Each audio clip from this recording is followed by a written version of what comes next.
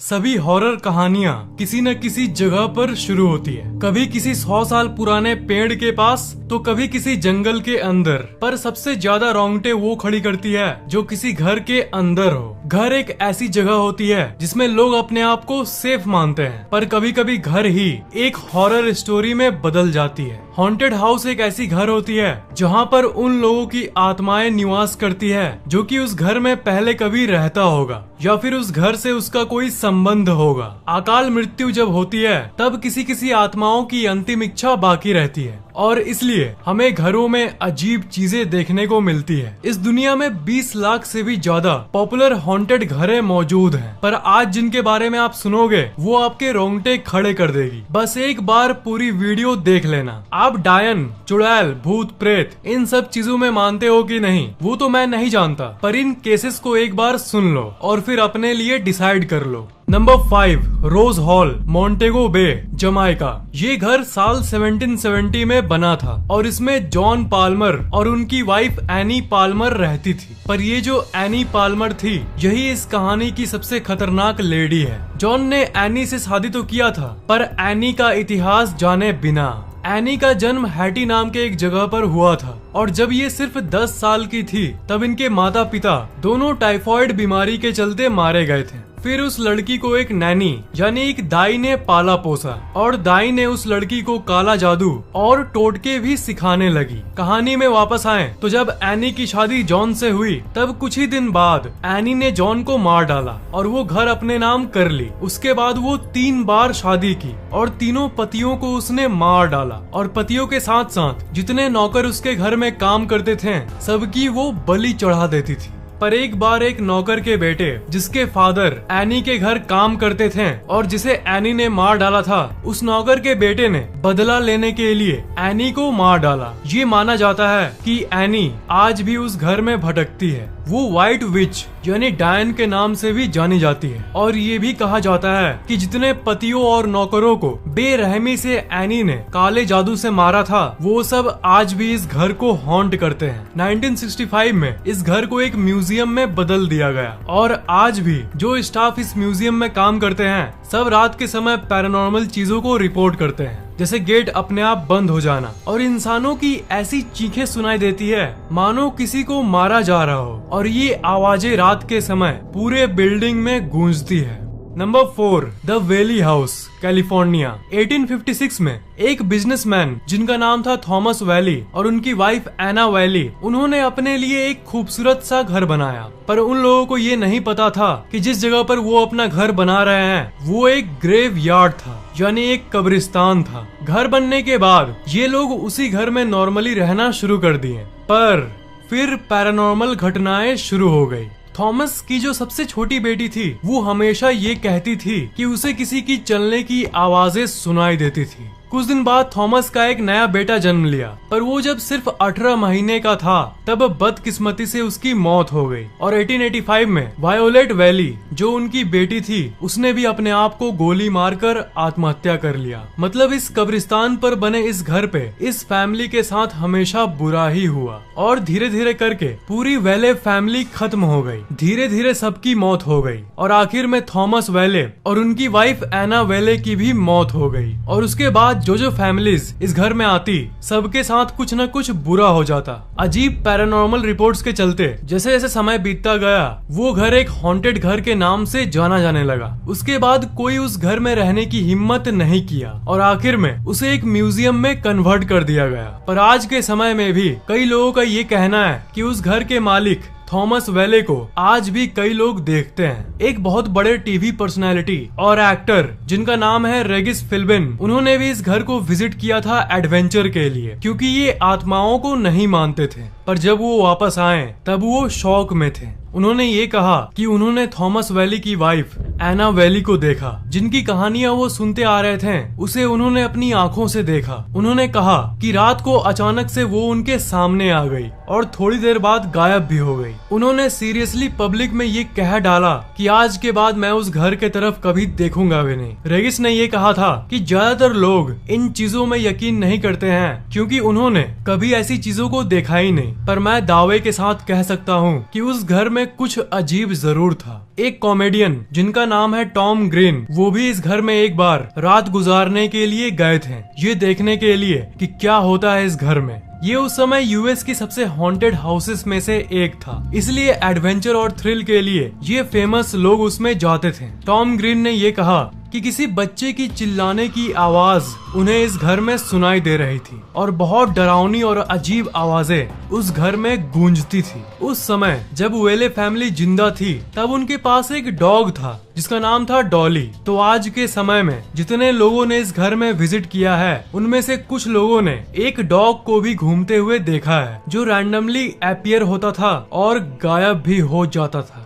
Number 3, बॉर्ली रेक्टोरी, England. बॉर्ली रेक्टोरी को England की सबसे हॉन्टेड हाउस भी माना जाता है। इस घर में आज तक बहुत सारे परिवार रह चुके हैं। सभी परिवारों ने कई रोंगटे खड़े कर देने वाली इंसिडेंट्स को रिपोर्ट किया है। इस घर में हर फैमिली को हंसते हुए बच्चों की आवाजें, गाते हुए और चिल्लाते हुए लोगों की आवाजें सुनाई देती आई है। बहुत सारे विजुअल्स यानी आंखों से देखे जाने वाले फिगर्स को भी इन्होंने देखा है और पावरफुल अदृश्य ताकतों को भी अनुभव किया है। और सबसे अजीब घटना है मैसेज ऑन द वॉल्स, मतलब इस घर के दीवार पर मैसेज लिखा हुआ मिलता है, जैसे गो अवे मतलब चले जाओ या फिर लीव दिस हाउस यानी इस घर को छोड़ दो। ये घर सबसे पहले एक प्रीस्ट का हुआ करता था जो अपनी फैमिली के साथ रहता था, मतलब ये प्रीस्ट वाली फैमिली इस घर की सबसे पहली रेसिडेंट थी। इन्होंने ये रिपोर्ट किया कि पैरानॉर्मल घटनाओं की शुरुआत हुई फुटस्टेप्स यानी चलने की आवाजों से। मतलब जब ये रात को सो रहे होते थे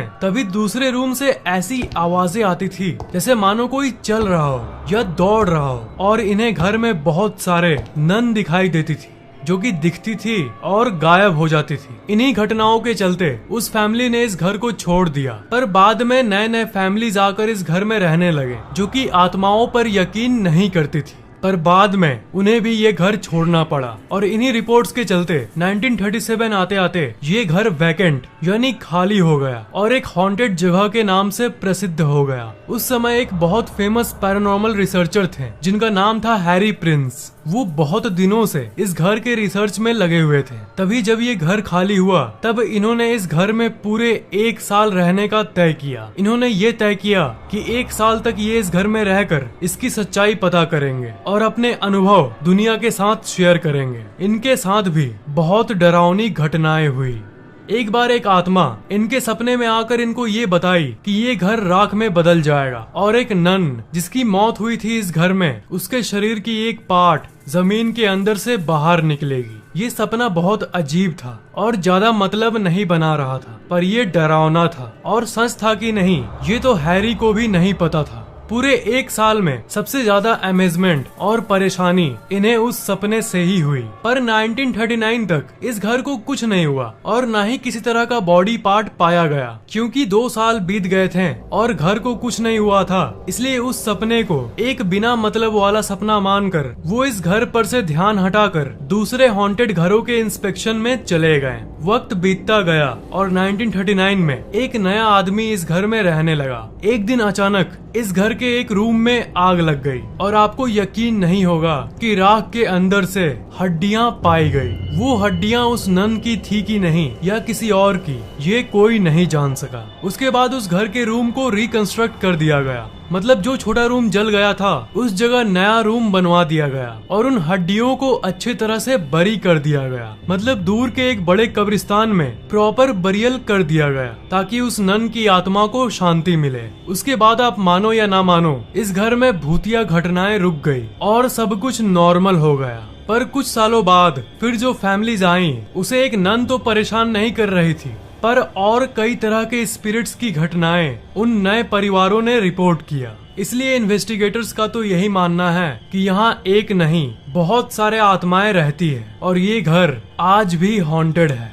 number 2, Monte Christo homestead house, Australia. ये पूरे ऑस्ट्रेलिया देश की सबसे हॉन्टेड घर है और इस घर में अजीब हैपनिंग्स तब से होती आ रही है जब से ये बना था। इस घर को 1885 में बनाया गया था और तभी से इसमें हॉन्टेड एक्टिविटीज होती आई है। क्रॉले परिवार इस घर में रहने वाला सबसे पहला परिवार था और इन्होंने बहुत वियर्ड हैपनिंग्स को अनुभव किया था। इनके घर में एक नौकरानी काम करती थी। एक दिन अचानक वो सीढ़ी पर से फिसल गई थी, पर उसका ये कहना था कि वो फिसली नहीं थी बल्कि उसे किसी अदृश्य शक्ति ने ढकेला था। पर क्रॉले फैमिली को लगा कि ये बढ़ा चढ़ाकर बोल रही है, पैर फिसल गया होगा इसका। इस घटना पर किसी ने उतना ध्यान नहीं दिया, पर जब वो ठीक होने के बाद वो फिर से काम करना शुरू कर दी, तब फिर से वो सीढ़ी के उसी जगह से गिर गई। पर इस बार उस नौकरानी ने पूरे दावे के साथ कहा कि सीढ़ी से वो गिरी नहीं थी, पर उसे कोई अननोन फोर्स बार बार ढकेल दे रहा था। उसके बाद जब वो नॉर्मल होकर काम करने आई तो एक बार फिर से वो सीढ़ी के उसी जगह से गिरी, पर इस बार वो इतनी जोर से गिरी कि अनफॉर्चुनेटली गहरी चोट के चलते उसी समय उसकी मौत हो गई। उस घटना के बाद जब एक दूसरी मेड काम करने आई तो बैल्कनी से गिरने के चलते उसकी भी मौत हो गई। उसका एक बेटा था, हैरोल्ड। उसका कोई परिवार नहीं था, सिर्फ उसके मदर के बदले, और उसका कोई नहीं था जिसकी अब मौत हो चुकी थी। तो फिर घर वालों ने इंसानियत के नाते उसके बेटे को रख लिया, पर एक एक्सीडेंट के चलते उसकी दिमागी हालत बिगड़ गई और वो मेंटली पागल हो गया और उसे घर के पीछे एक छोटे रूम में बांध कर रख दिया गया। घर वालों ने ये तय किया कि अगर कुछ दिनों में ये ट्रीटमेंट से ठीक नहीं हुआ तो इसे मेंटल हॉस्पिटल भेज दिया जाएगा। वो लड़का हर रात को किसी उल्फ जैसी आवाजें निकालता था और लोकल लोगों को ये लगता था कि घर के पीछे किसी मॉन्स्टर को रखा गया है। बाद में ठीक न होने के चलते उसे एक मेंटल हॉस्पिटल में भेज दिया गया और मेंटल हॉस्पिटल में जाने के कुछ दिनों बाद ही उसकी मौत हो गई। पर अजीब बात यह है कि आज के समय में भी हर रात भेड़िए जैसी आवाज लोकल लोगों को सुनाई देती है। और ये अजीब चीजें सिर्फ तभी तक नहीं चली जब तक क्रॉली फैमिली इस घर में थी। उसके बाद भी कई दूसरे परिवार इस घर में रहने आए। क्रॉली ने इस घर को कम दाम में एक दूसरे फैमिली को बेच दिया था और वजह वही थी, रात को घर के पीछे से आने वाली भेड़िए की आवाज, जो कि उस पागल लड़के के मरने के बाद भी आती थी।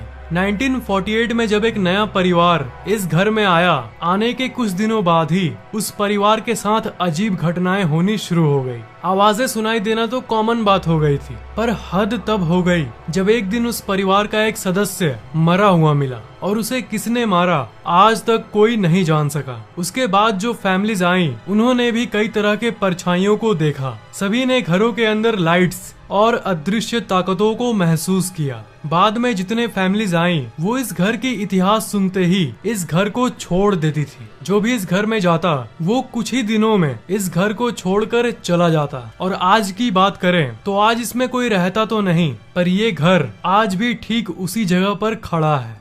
Number 1, haunted vicarage, Borgvattnet, Sweden. Sweden में एक गांव है जिसका नाम है बॉर्गवैटनेट और इसी गांव में एक घर है जो कि पूरे स्वीडन देश की सबसे हॉन्टेड घर है। ये घर साल 1876 में बना था और इस जगह सबसे पहली भूतिया घटना साल 1927 में हुई थी, जब इस घर में रहने वाले लोगों ने कई अजीब घटनाओं को शेयर किया, जिसमें से एक रिपोर्ट बहुत ही ज्यादा डरावनी थी। एक निवासी एक समय अपने कपड़ों को अलमारी में रख रहा था, तभी अचानक एक कपड़ा अपने आप ही फट गया, वो भी उनके आंखों के सामने। उन्हें पहले मोमेंट में ही शक हो गया था कि इसे कोई अदृश्य ताकत ही कर रही है। 1930 में इस घर में एक प्रीस्ट रहता था और उन्होंने एक रात एक औरत को देखा था जो कि ग्रे कलर की कपड़े पहनी हुई थी। वो लड़की उनसे दूर जा रही थी, पर अचानक से उनके आंखों के सामने ही वो गायब हो गई। 1940 के समय में एक कपल इस घर में रहने आया और उन्होंने भी कई अनएक्सप्लेनेबल चीजों को अनुभव किया। इन्हें अपने कमरों में चिल्लाने की आवाजें सुनाई देती थी और कमरे का सामान अपने आप ही हिलने लगता था। इस घर में इन कपल्स के बदले और कोई भी नहीं रहता था, पर एक सुबह उठकर इन्होंने ये देखा कि अलमारी रूम के एक कोने से दूसरे कोने में चली गई है और उसके अंदर के सारे कपड़े फटे हुए हैं। उस कपल से मिलने एक बार एक गेस्ट आई थी। रात को वो गेस्ट रूम में सो रही थी। तभी रात को 2:30 बजे के करीब उसकी नींद टूटी और उसने देखा कि 3 चुड़ैल जैसी दिखने वाली फिगर्स उस औरत के तरफ देख रही थी। तुरंत उसने लैंप जलाया, तब भी वो 3 फिगर्स इस औरत को देख ही रही थी। उसने चिल्लाने की कोशिश की पर उसके मुंह से आवाज नहीं निकल रही थी। पर कुछ सेकंड्स बाद ही पलक झपकाते ही वो 3 फिगर्स गायब हो गई थी और उसकी आवाज भी नॉर्मल हो गई। ऐसी अजीब घटनाएं इस घर में होती थी। 1945 के समय में एरिक नाम का एक व्यक्ति उस घर में अपने एक्सपीरियंसेस को एक जर्नल मतलब अपने डायरी में लिखने आया कि इस घर में आखिर है क्या। उसने ये अनुभव किया कि जिस चेयर पर बैठकर वो अपने अनुभव लिख रहा था उसी चेयर को किसी ने पीछे से ढकेल दिया और वो मुंह के बल नीचे गिर गया। पर उस घर में तो वो उस समय अकेला था, तो आखिर चेयर को किसने ठेला था। उस घटना के बाद वो तुरंत उस घर से भाग गया और फिर उसने कभी उस घर में जाने का सोचा भी नहीं। आज के समय में उसमें कोई नहीं रहता, पर जिसके नाम वो घर है वो उस घर को एक पब्लिक गेस्ट हाउस के रूप में बदल दिया है। हालांकि कुछ ही लोग इस घर में एडवेंचर के लिए रात में रुकते हैं, पर बाहर से इसे देखने के लिए कई लोग जाते हैं। और जो इस घर में एक रात रुकने की हिम्मत करता है और एक पूरी रात स्पेंड करता है, उसे एक ओवरनाइट स्टे सर्टिफिकेट भी मिलता है। तो अगर साइंस के नजर से इन घटनाओं को एनालाइज करें तो ये केसेस आज भी अनसॉल्व्ड और अनएक्सप्लेनेबल हैं। इत्तेफाक एक बार होता है, बार बार नहीं। पैरानॉर्मल इन्वेस्टिगेटर्स कई तरह के साइंटिफिक टूल्स यूज करते हैं, जैसे EVP, EMF meter, motion sensor, 3D mapping camera, digital thermometer, thermal camera और भी बहुत कुछ। मतलब ये है science of ghosts, tools to detect entities. इसलिए हमें भूत और आत्माओं को नेग्लेक्ट करने के बदले, नकार देने के बदले इन्हें एक साइंटिफिक तरीके से समझने की कोशिश करनी चाहिए। टेक्नोलॉजी, साइंस और रोबोट्स की इस दुनिया में आज भी ऐसी कई पैरानॉर्मल चीजें हैं जो कि विज्ञान के परे है। अगर आपको वीडियो इंटरेस्टिंग लगा तो नीचे कमेंट करना मत भूलना। इस वीडियो को लाइक करना बिल्कुल भी मत भूलना और शेयर जरूर कर देना। और अभी तक सब्सक्राइब नहीं किए हो तो सब्सक्राइब जरूर कर लेना और बेल आइकन को तो भूलना ही मत, उसे जरूर दबा देना।